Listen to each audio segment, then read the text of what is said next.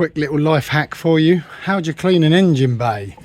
Well, if your car engine bay is really dirty, then there's nothing better than a good old steam cleaner and jet wash. This car's not too bad, as I have steam cleaned and jet washed this engine bay once before in life.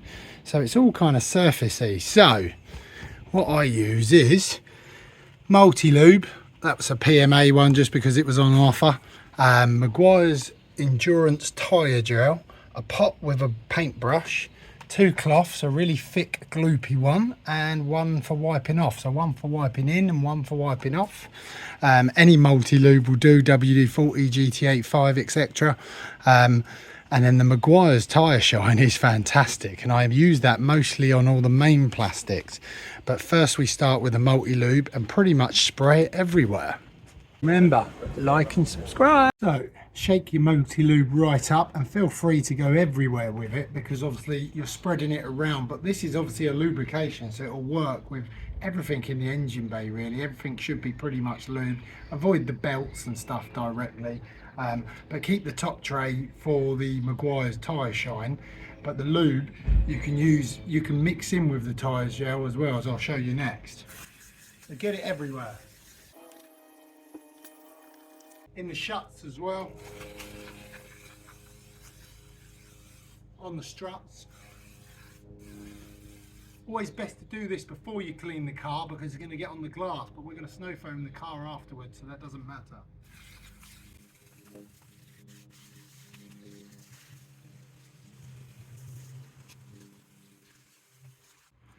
Then get your tyre dressing in your pot.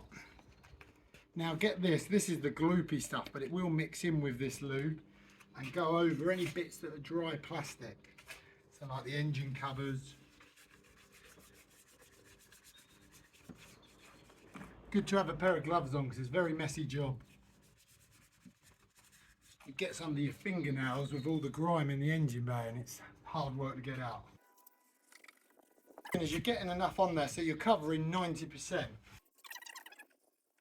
So I'm brushing the tyre dressing into all the knots and crannies, and that's where the brush comes in handy. So really get it in there. Header tank, always a good one. They always look grubby, looks terrible when you open the bonnet of a car. It's got a dirty header tank. And then it should look really wet like that. See that? Pretty much covered everywhere. Really wet looking. And now cloth in and cloth off. Cloth on. Get the edges of the bonnet as well. I always think it looks nice if you get the edges of the bonnet. Otherwise you lift up a bonnet, it's clean on the outside, clean on the inside, but you've got dirty edges. Everyone misses that. You're dressing, but you're lubricating as well. So this is going to be good for protection against rust, general dryness of catches. Should always lube these things anyway. Struts, these always get dry, don't they, and they creak, and then they eventually lose their gas because they're straining. Well, this will prevent that and give you prolong the life of your gas struts. Always struggling with boot struts. I always looked after my struts. They looked after my head. So now we're looking for 100% coverage. And it might leave a few dirty marks because it's thick and it's picking up dirt and grime as well. But we get that with the off cloth. If by now you're wondering what the blue thing is wrapped around my waist, that is a back brace, because I am 43. I've been working on cars for many years. Keeps the fat in. And basically take the excess residue off and polish out any marks just by buffing. At this point, you're really taking off the excess and polishing out any there we marks. Have it. A lovely show and shine engine bay.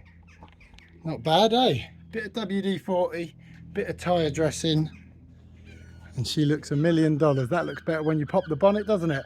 Now, if you're worried that's a little bit too shiny, and obviously there's some excess in there of WD-40 or lubricant and tyre dressing, don't worry. When you start the car, the heat of the engine will burn it up. It'll actually finish it in a satin finish, so it'll actually look a little bit nicer as well. That's how the quickest way to do an engine bay. Remember, like and subscribe. Now the engine bay's nice and clean, let's snow foam the car.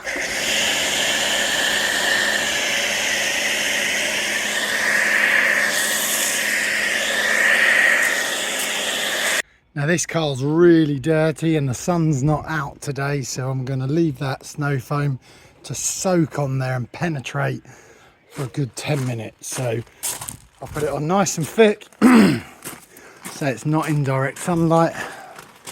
So I'll leave that to bite right in. Good old Maguire's snow foam. Give that 10 minutes and watch it come off. Now because it's so dirty, I will have to do a contact wash on this as well.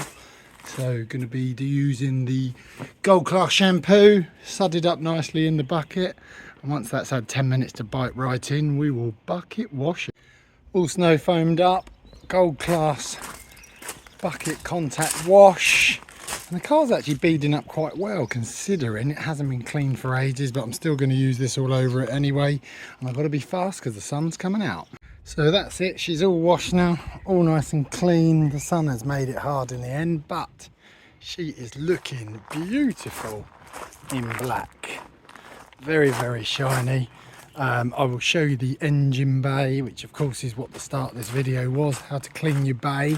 And just another helpful hint, how I clean the engine bay is exactly the same process as to how I do shuts. So I use the same product, same cloths, and that's how I do the door shuts as well. I think if you're going to present a vehicle to market, you should always do the door shuts. And now the engine's been run for a little bit, you'll see that the glossiness has died off a little bit, and it's giving it more of a satin finish, although it's in the sun, so it's going to look rather shiny. But you can see it's more of a factory look, but that's a nice clean bay. And all up there, as I said, all important, nice and shiny. I think people do like a clean engine, especially if you've got a clean car. Sometimes, yes, it can be hiding things, but I think on a car like this, you want to drive around and you want people to look at you and think, wow, that looks cool. And what a car as well. 3-litre diesel. She's got a hybrid turbo on her, so she's had loads of new stuff, new battery, new springs. It's going to have a fresh MOT. It's done 150,000 miles, but you would never know it, would you? Look inside it. So comfy, this car, so nice to drive.